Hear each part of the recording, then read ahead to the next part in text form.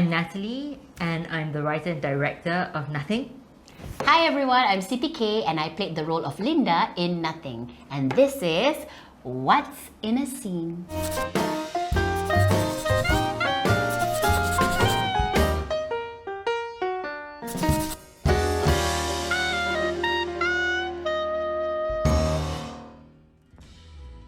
So Nat, tell us more about Nothing. Okay, so Nothing is a circle. There's a lot of circularity in this piece, and it's like a hole.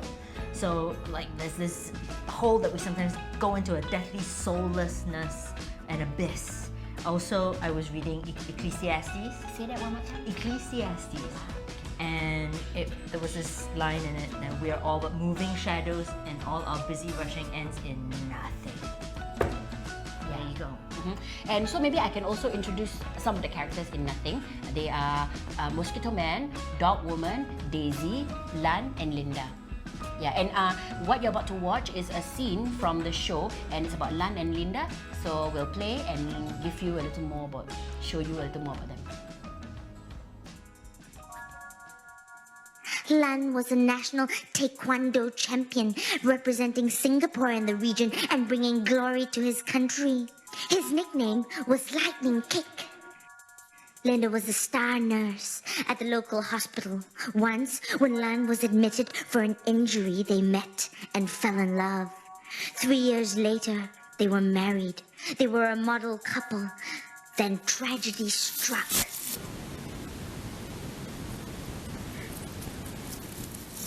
Representing Singapore in a regional competition, Lan suddenly became aggressive and attacked his opponent.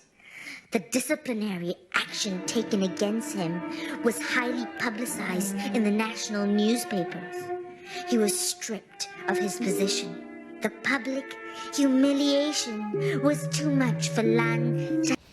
So, when I am writing these characters, I tend not to determine their fate. So when I begin, I am with them in their uncertainties and ambiguities, right? I have a sense of their relationships, you know, a sense of who they are, but then as I'm writing them, I kind of go into these, into their highs and lows with them. Yeah, and you probably just saw that also from the clip that you just watched about Lan and Linda's relationship. You get to have a gist of and see what their relationship is like, the ups and downs of it, his masculinity, her femininity, and also the voice of the voice over. For me, as I was playing the character, I always felt this voice feels like that of a nosy neighbor, you know, who knows of all our dirty little secrets, and you don't know where he or she is going with it.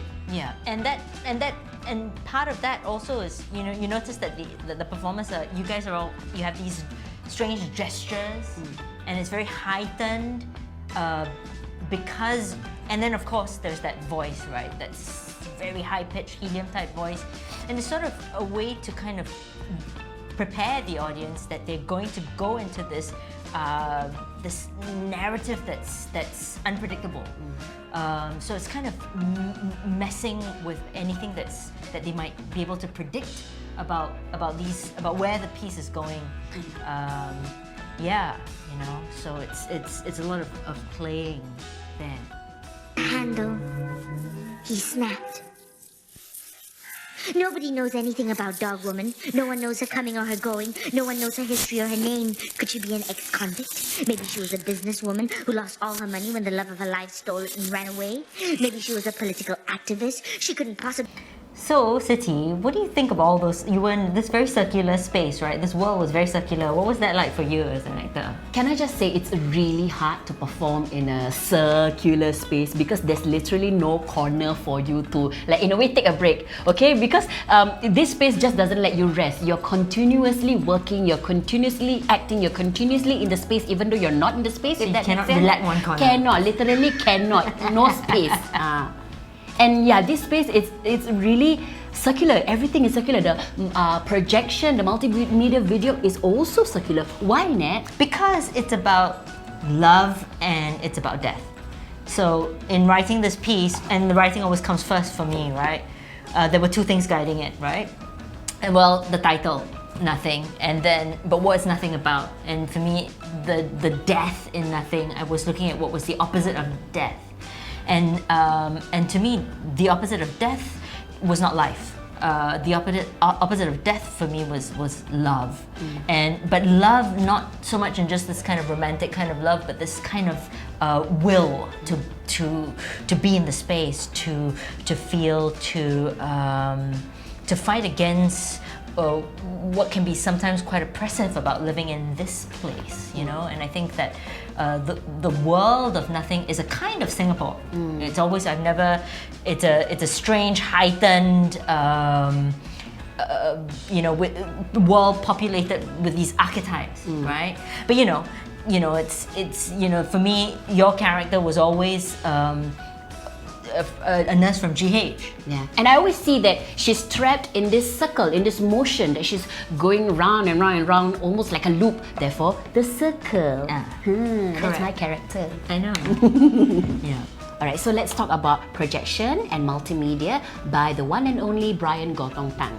So that visual dimension is very important, right? I mean, I start with the words, right? So get over that, the labor of writing the piece. And once the text is out, it's all about opening it up in this world of performance. And I think that the visual medium allows us to go into these inner landscapes. These we can go up close and get a sense of the beats, the rhythms, the breath, the anxieties of these characters. And you know, well, Brian, what's your relationship with Brian? He's in the rehearsal room. How do you feel about him being in there? He's a wonderful person to work with because he's so sensitive. You know, he comes in, he watches rehearsals, and then he films us. So he already understands the world that we are creating. Therefore, when he creates his work, it's so magical such that it complements each other. What we're watching on a projection and also what we're watching on stage. And also it's beautiful because with what he's creating, it's also to capture what we may not be able to see on stage, like the details, you know, and certain emotions that's slightly more subtle.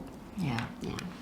Really just be a sad, crazy, middle-aged lady, could she? She must have fallen from grace. You can tell by her hair. She must have been someone important sometime.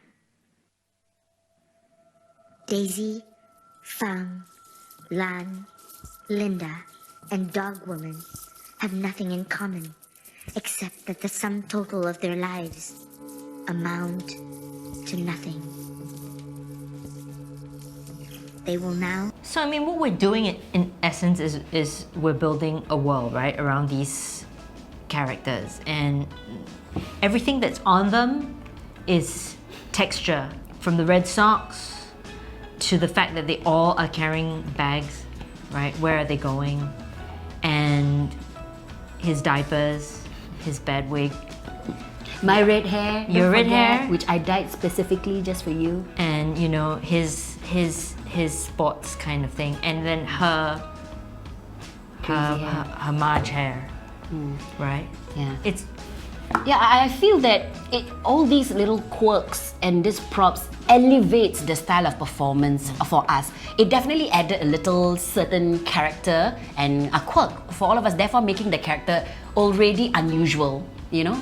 You're dealing with this kind of pathos, right? Yeah. And I think this, in essence, they're all really spiraling. That's what they all are doing. So I think in many ways, these costumes, these props, these quirks, as you say, kind of, it just goes against the spiral. So when something is going down, you need something to counter it. And that vibrancy in their death, you know, they're all dying in one way or other. I think that's important in the world. Nat, shall we talk about Dog Woman? Okay, so with Dog Woman, I wanted to create this character that deals with death in a very palpable way. So her story is that she loses her mum when she's young, and then after that, her brother dies in an accident, and then her father dies, and then she's in her romantic relationship too. I think she's had one romantic relationship, and then the deaths kind of put him off, and then the pain of that made her kind of cocoon herself. And I think when you cocoon yourself, it's a way of controlling, shielding yourself actually from I don't know, you know, the pain of loss again. But then of course, in the piece, there's a romantic connection with this guy called Mosquito Man. But the thing about it is that she falls in love with this really wonderful man who's only got 6 months to live. Yeah, which is a major contrast to the character that I played, because with a Dog Woman and a Mosquito Man, they are very in love with each other. The only problem is time, right? They didn't have time, they're running out of time. But with Lan and Linda, they have all the time in the world, if I can say that, but their relationship is really toxic. And I would say Linda is someone who's very faithful, and she really commits to her relationship and to her partnership with Lan, who's not very good or very kind to her, and their relationship is just hanging on a thread, and they're just waiting for the breaking point. And somehow in the show, it finally happened where you just see Linda snapped and she left. I mean, she's dealing with a man that's in hibernation, constant hibernation, and him not being present for her, not being just alive for her. He's dead in his relationship, and that is cruel. Yes. That's cruel for her, and she's sticking it out. But I think, you know, she meets a doctor, right? At the hospital where she works, and that's it, right? He's got a Ferrari. Yeah. Right? And as faithful as she is, you can't beat a Ferrari. Exactly. And I think she needs to go. Exactly. So that was what she did. She took her luggage and she left. And that was a short scene breakdown from Nothing. Yep, and if you want to find a little bit more about our work, you can check us out at caketheatre.com. Hope you enjoyed watching it. Thank you. Bye. Thank you. Bye. See ya.